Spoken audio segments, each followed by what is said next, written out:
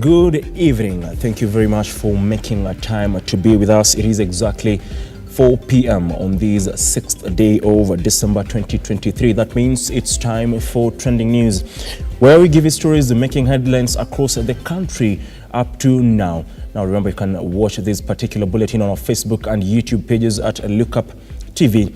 Let's begin. Treasury Cabinet Secretary, that is Professor Njuguna Ndung'U, has today appeared before the Departmental Committee on Finance and National Planning to respond to statements on the late disbursement of CDF funds, the G2G oil saga and cryptocurrency. Let's listen in to what he had to say. Just a minute. Before yesterday, in the afternoon, it was a bit difficult in the House. The House was adjourned because there was no quorum. Members walked out. Everybody is worried that we are going on recess for 2 months. Up to now, we have not got CDF money. The children are going to school in January, and most of the children, they depend on the bursaries from CDF. Maybe you can give us a statement on that, because the first thing we are going to be asked is that we met with the CS. What did he say? The last regime in CBK, they were not really ready to undertake such a thing. I think that is, to me, that is very, very important, and I think we are moving somewhere, because as we speak, there are around 23,000 cryptocurrencies circulating, and I'll tell my brother here, I'll take him somewhere whereby they are being developed here in Nairobi. Buying is your choice, but you can see how they are being developed, and you can see being traded, some trading taking place, but don't expect them to be in your wallet, in your pocket. But to me, yes, this is a very good thing. I think we are seeing somewhere to regulate it, to control it. I think that's the most hardest part of it, because this is not something you can see. This is not something you can say, don't do this, don't do this. But the good thing is that we need to make Kenyans aware that the risk involved, because they understand one day one of them can be $100,000, the following day it comes to $5,000. Well, that was a legislator in that particular committee posing his questions to the CS. We'll have that detailed report in our subsequent bulletin at 7 and 9 p.m. Moving forward, Kenya is targeting investors to explore investment opportunities in the country, or rather in the manufacturing sector, and harness renewable energy resources. Now, President William RUTO, in his address in India, further noted that Kenya-India economic ties will solidify Kenya's position as Africa's leading green industrial hub. The World Economic Forum has rated Kenya human capital as the best in the world. So if you are looking for people to work in your business or enterprise or investment, and you need engineers or bankers or investment people or whatever you need, you will find them in Kenya. We've just concluded today, again, a bilateral relationship on how we can collaborate more on matters sharpening our human capital. We just signed an MOU between the Indira Gandhi National Open University and the Open University of Kenya to share courses, to share capacities, so that we can train our people more. We have a stable economy. We have political and microeconomic stability. We are globally competitive. We have access to many raw materials. And being a gateway to Africa, it's also access to many materials and various chemicals like cobalt, manganese, nickels that are found in other African countries. We also have a young, trainable, and productive workforce. Kenya boasts a youthful, trainable workforce. Deputy President Rigathi Gachagua this morning met the new British High Commissioner to Kenya, Neil Wigan, who was taken over from Jane Mario, who served for 4 years. The Deputy President called for enhanced cooperation between Kenya and the UK, especially in the security, agriculture, trade and investment, as well as climate change sectors. We want that friendship and brotherhood to continue. And I know that you are being posted here is good for this country, and you build on where your predecessor left, and we will continue to consult and engage and continue creating good relation between our two countries, and more so in matters of trade. As it is today, the balance of trade is in the favor, and it is our desire that we try to do whatever we can do so that we can bridge the gap and we can have more exports to the UK. Again, in terms of the region geopolitics, you have supported us in terms of security cooperation, in terms of sharing intelligence in matters to do with terrorism. You have been very instrumental. Your intelligence service and our intelligence service, they have been working very closely. Many threats have been thwarted because of that cooperation. On to matters of flooding, and villages in Tana River have been submerged while others have been completely cut off downstream in the Delta following increased water levels. For the first time, villages such as Ozi, Shirikisho and Chamwanamuma, among others, which are on higher grounds, have been affected. Residents are now calling on the government to address the situation, decrying skyrocketing transport costs.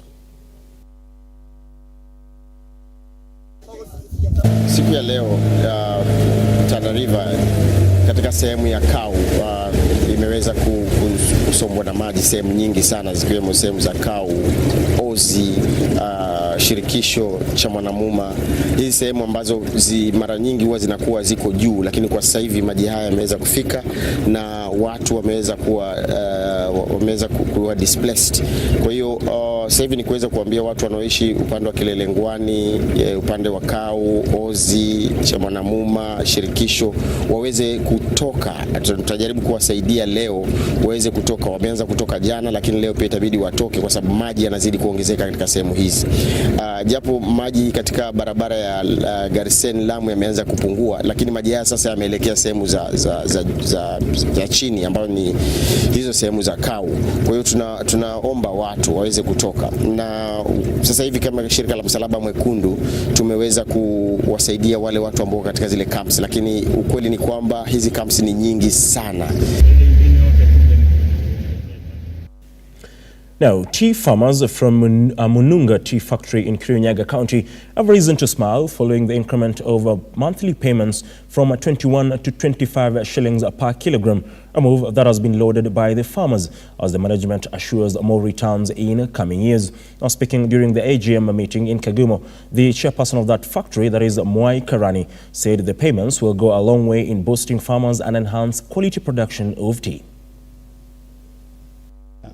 Today, we have assembled all the shareholders of Mununga Tea Factory, and we have held a very successful AGM, which was very calm.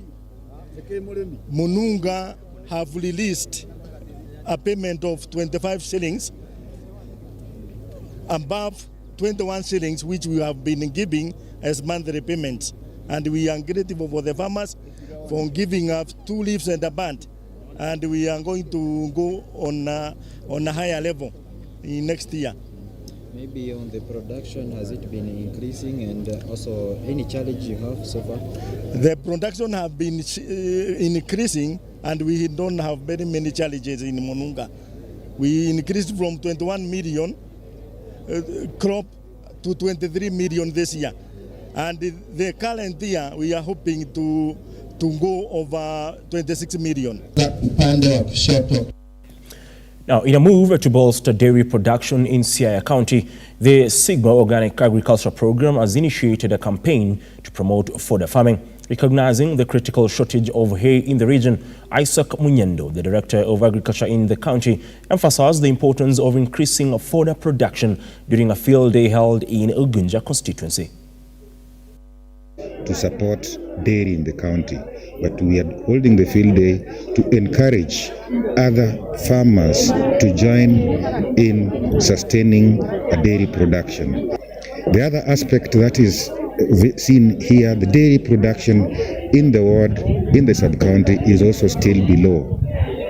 And one of the requests that the group wants is to encourage other farmers who may not be having dairy to join dairy value chains. And then they also play their various nodes, like the production node, the milk production node, the milk processing nodes, and various nodes in the dairy value chain.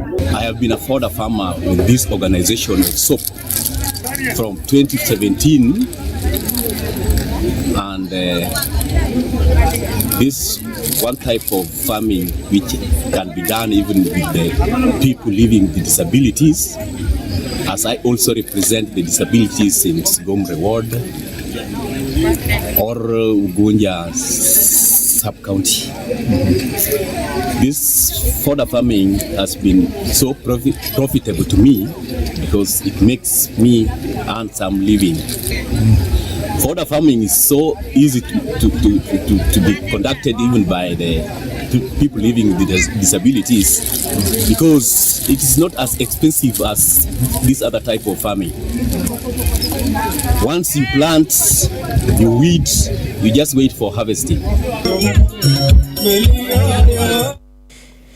Now onto a story concerning us, and journalists drawn from various media houses in Kajiado were brought together by Consumer Grassroots Association advocating for scientific proven agricultural practices that are less harmful to the environment. The journalists benefited from free training in agroecology farming to empower them with the knowledge to educate farmers through the media in the fight against climate change effects. Naletewa na wale wenzetu ambao wanatoka nchi zetu ama nchi ya Afrika, lakini tunataka kukumbusha wenzetu ya kwamba our traditional ways ni njia mwafaka ambayo itatusaidia ili tuweze kutegemea sisi, tuweze kujikimu na vile vile tuhakikishe ya kwamba hakuna effects of climate change kwa sababu ya yale ambayo tutakuwa tunaweka kwa kilimo chetu. That's the farm input. Most of the farm inputs ndio zinaleta shida wakati tunafanya ukulima au production ama wakati tunakuza. Well, that particular story brings us to the end of this particular bulletin, but do stay with us because at 7 and 9 p.m. we'll come to you with a more subsequent bulletin with the stories including the uproar that continues to come over the arrest and charging of the controller of budget, that is Margaret Nyakago, and what Raila Odinga has to say in regards to that, and the KCP results that were released last month. But until then, you can visit our website www.lookuptv.co.ke just to get an overview of the stories making headlines not only here in the country but as well across the borders. Until then, give yourself a wonderful evening, and like always, God bless.